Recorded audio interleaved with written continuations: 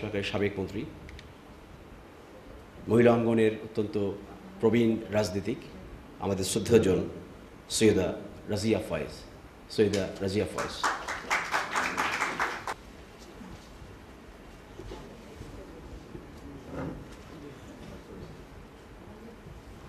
বিসমিল্লাহির রহমানির রহিম। নাগরিক ফোরাম কর্তৃক আয়োজিত আজকের সভার সম্মানিত সভাপতি, মঞ্চে উপস্থিত আছেন জাতীয় রাজনীতিবৃন্দ, আলোচকবৃন্দ, হাজরানে মজলিস, সাংবাদিক ভাই ও বোনেরা, আসসালামু আলাইকুম। আজকে যে বিষয়বস্তুটির অবতারণা করা হয়েছে, নারীর নিরাপত্তা, আমাকে আজকে এইখানে দাঁড়াতে হয়েছেই নারীর নিরাপত্তা বিষয়ে আলোচনা করার জন্য। আমি সেভাবে প্রস্তুত না। আমার নিরাপত্তা পরম করুণাময় আল্লাহ তাআলার কাছে। আমার নিরাপত্তা তার হুকুমে চলে, আমার নিরাপত্তা তার নির্দেশে চলে। আমি দুর্বল নই, এইটা ভাবতে শিখতে পারছি না আমরা, সেই জন্যই আজকে আমরা নিরাপত্তার কথা আজকে এই সেমিনারের মাঝে এসে আলোচনা করতে এসেছি। আমি নিরাপত্তার জন্য চিন্তিত না, আমি আদর্শের জন্য চিন্তিত।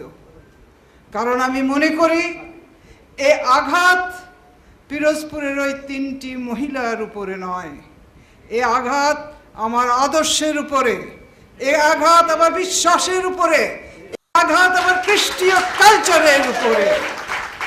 সেই আঘাতকে প্রতিহত করার জন্য নাগরিক ফোরাম আজকে যে আয়োজন করেছেন এবং যে ভাইরা সামনে দাঁড়িয়ে আছেন, যে সাংবাদিক ভাইরা এখানে উপস্থিত আছেন, তাদের দেখে আমি আশায় আনন্দিত, উল্লাসে উল্লসিত যে তারা জেগেছেন।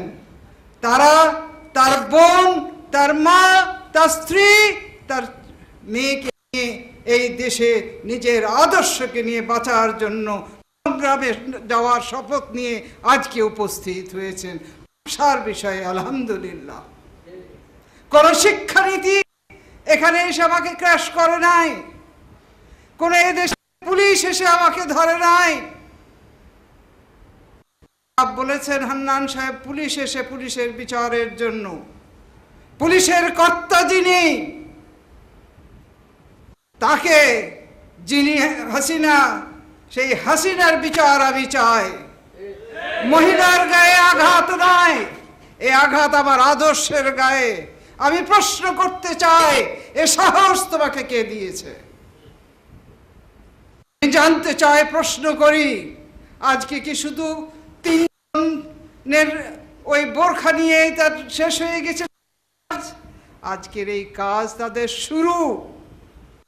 আমি আশান্বিত। আলালের মতন ছেলে, প্রধানের মতন যোদ্ধা ছেলে, আরো হাজারো নওজোয়ান আজকে এখানে উপস্থিত হয়েছেন লড়াই করার জন্য। জীবনের শেষ এটা দেখার আমার অনেক আশা ছিল। আশা আজ আবার পূর্ণ হয়েছে। শুধু যায় নাই যে মানুষ মরে যায় নাই, বেঁচে আছে।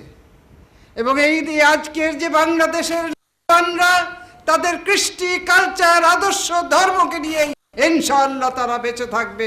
কোন মানুষের, কোন সরকারের ক্ষমতা নাই সেটা রোখার জন্য। বন্ধুগণ, আমি তাই নিরাপত্তা কারোর কাছে চাই না। যে দেশের প্রতিরক্ষার নিরাপত্তা নাই, যে দেশে সিনিয়র আর্মি অফিসাররা মৃত্যুর মুখে ঢলে পড়ে, যে দেশে আর্মি অফিসারদের পুত্র, কন্যা, স্ত্রীরা ধর্ষিত হয়, সেই দেশে 3জন মহিলার সাধারণ মহিলাকে নির্যাতিত হবে, এ তো অতি সাধারণ কথা। আমাদের জ্ঞানের পর্দা উন্মোচিত হয়েছে। আমরা বুঝতে পেরেছি, আমরা জানতে পেরেছি এদের মোটিভ কি।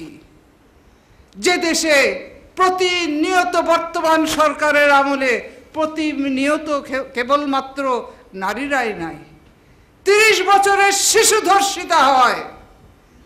শিক্ষার কথা বলছেন, যে দেশের শিক্ষাঙ্গনে সেঞ্চুরি ধর্ষণের সেঞ্চুরি হয়, যে দেশে প্রফেসর ছাত্রীকে ধর্ষণ করে, প্রেম নিবেদন করে, সেখানে আপনি কি চাইবেন, কিসের আশা করবেন? তাই বলছি, বাজিছে আমামা বাজিছে দামামা, বান্দরে আমামা, শির উঁচু করে মুসলমান, দাওয়াত এসেছে রাজা মানার, ভাঙা কেল্লায় ওড়ে নিশান। এই নিশান তোমাকে উড়াতে হবে, এই নিশান আপনাকে উড়াতে হবে, এই নিশান আমরা উড়াবো এই দেশে ইনশাল্লাহ চাইতো। আমি তাই বলতে চাচ্ছিলাম, প্রশ্ন আমার সেইখানে পৌঁছেছি। আমরা কোথায়? আমরা পৌঁছেছি খালি ওই পিরোজপুরের ওইখানের আন্দোলন নিয়ে নয়। আমরা আন্দোলনে, এ পথ অনেক দুর্বার, এ পথ কিন্তু অত সহজ নয়, ফুল ছিটানোর পথ না। আমাদের সম্মিলিতভাবে, শুধুমাত্র টিপাইমুখী বাঁধের জন্য নয়, এদেশের অস্তিত্বের জন্য, এদেশের মানুষকে বাঁচার জন্য, এদেশের মানুষকে জাগানোর জন্য, এদেশের মানুষের স্বাধীনতা রক্ষার জন্য আমাদের সম্মিলিত জাতীয়তাবাদী ইসলামী শক্তিকে এক হতে হবে। কোথায় হাসিনা, কোথায় তার সরকার? ইসলামের আওয়াজ আপনারা একবার তুলে দেন, নারে তাকবীর, আল্লাহু আকবারের আওয়াজে ওই মানুষ ভীত কাপুরুষ হয়ে ওই বঙ্গোপসাগরে ঝাঁপ দিয়ে পালাবার জায়গা পাবে না। তাই বলছিলাম, জাগো, তোমরা জাগো, তোমরা পথের দিশারি হও, তোমরা মানুষকে জাগিয়ে তুলো, এই দেশের 15 কোটি মানুষকে জাগিয়ে তুলো এই আশা রেখে, এবং তাদের যারা এই ঘৃণিত কাণ্ড ঘটিয়েছে তাদের শাস্তির জন্য 3 বোনের মুক্তি চেয়ে আমার বক্তব্য এইখানে শেষ করছি। ধন্যবাদ।